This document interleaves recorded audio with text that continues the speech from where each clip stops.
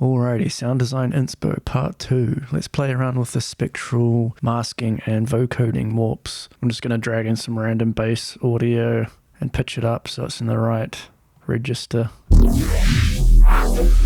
And what you can do is right click on scan as well and click phase lock, and it's going to sound a bit more consistent throughout all the different notes.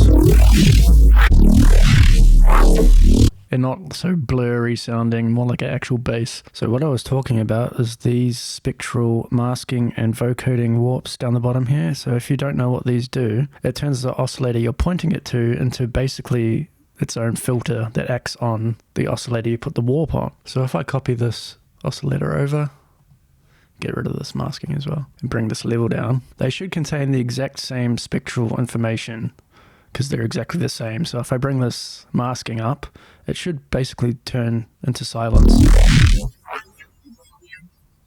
Apart from some quiet sort of digital artifacts. But if I slightly change the second oscillator in some way, like maybe change the coarse pitch, it's going to turn into like this really cool sort of spectral phaser kind of sound.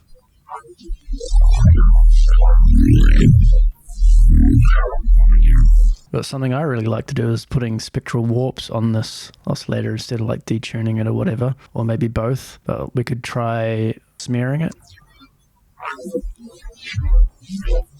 spreading it, shifting it. If we shift it like this, it's basically going to turn it into like a brick wall high pass.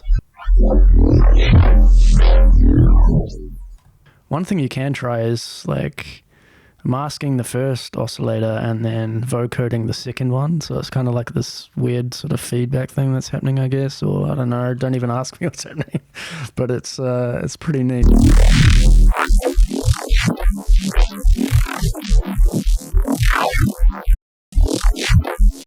It's a really cool sort of like shepherd tone notch thing.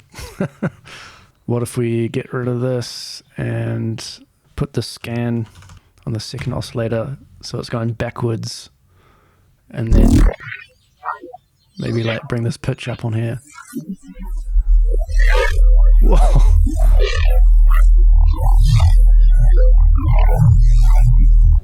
That's dope. There's still way more I want to talk about with this, so I'll see you in part 3.